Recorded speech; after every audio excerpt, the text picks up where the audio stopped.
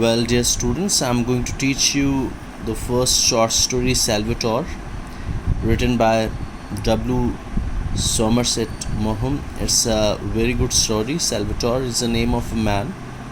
He plays the role of a son, a lover, a husband, a father, and a good human being. He has been described by the author in a very good way. He is an ordinary fisherman, but he puts an example of extraordinary human being. That's a very good man. Now see how this chapter starts. I wonder if I can do it. Here I, for the author or narrator, you can say, I knew Salvatore first when he was a boy of 15, with a pleasant face, a laughing mouth, and a carefree eyes. He used to spend the morning lying about the beach, with the next to do nothing on, and his brown body was as thin as rail. Over here, keywords are 15 years boy, laughing mouth, carefree eyes, brown body, as thin as rail. So here there is a physical description of Salvatore, who was a 15 years old boy, laughing mouth, and he had tension free eyes. He had brown body, and he was not very fat. He was thin boy. He was full of grace. He was in and out of the sea all the time, swimming with clumsy, effortless strokes common to fisher boys. So he used to swim, and he used to do it in a very easy way, as it is common in fishermen boys. Scrambling up the jagged rocks, scrambling over here for standing up the jagged rocks on his hard feet. For except on Sundays, he never wore shoes. He used to wear shoes only the remaining days, not on Sunday. He would throw himself into the deep water with a cry of delight, means with a cry of happiness. His father was a fisherman who owned his own little vineyard, and Salvatore acted as nursemaid, means caretaker, to his two younger brothers. He shouted to them to come inshore. He used to shout them to come back when they ventured, means when they swam out too far, and made them dress when it was time to climb the hot, vine-clad hill, and for the frugal midday meal. Actually, he used to make them dress for midday meal. But the boys in those southern parts grow apace. The boys in those southern parts grow apace. Apace means very quickly they grow up. And in a little while, he was madly in love with a pretty girl who lived on the Grand Marina. Grand Marina is another keyword. This is the place where the girl lived, and he was in love with that girl. She had eyes like forest pools and held herself like a daughter of Caesar's. They were affianced. Affianced means they had promised to marry each other, but they could not marry till Salvatore had done his military service, and when he left the island, which he had never left in his life before, to become a sailor in the navy of King Victor Emmanuel. This is again keyword, navy of King Victor Emmanuel. He wept like a child, because first time he was leaving the island. It was hard for one who had never been less free than the birds to be at the beck and call of others. It was very hard for Salvatore to leave the island, especially for the girl he loved so much.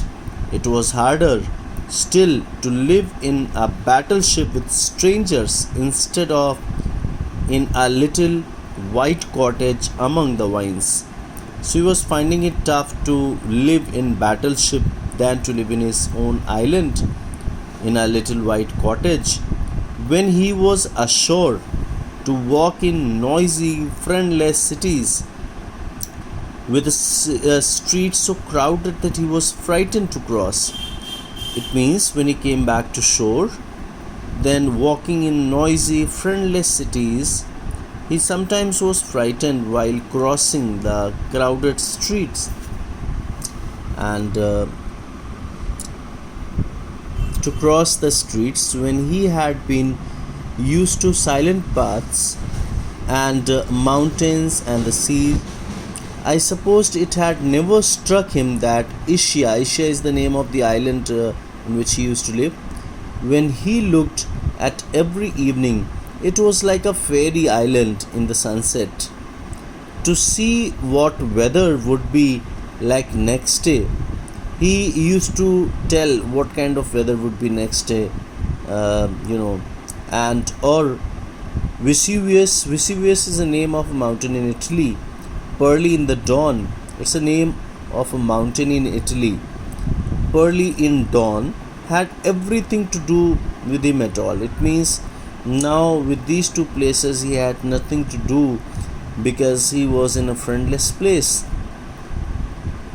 But when he ceased to have them, when he stopped to have them before his eyes, he realized in some dim fashion that they were as much part of him. When he missed these places, then he is feeling like they are the part of, like his hands and feet. He was dreadfully homesick. He was very much homesick, but it was hardest of all to be parted from the girl he loved with all his passionate young heart.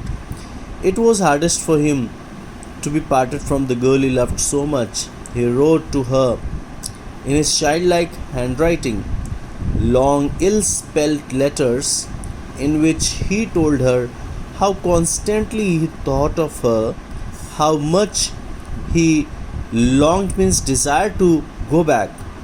He was sent here and there.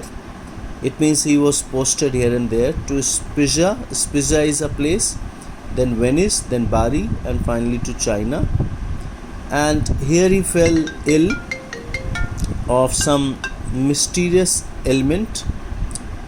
Ailment means sickness, and that kept him in the hospital for months.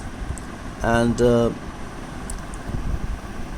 he bore it with mute and uncomprehending patience of a dog. It means he was bearing all this patiently like a dog.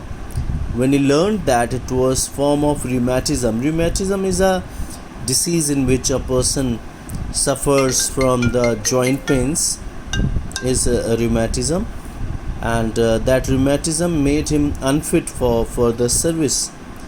His heart exalted means excited. He was very excited that now he is not fit for the services, so he'll go back, and in this way he'll get chance to meet the girl he loved so much.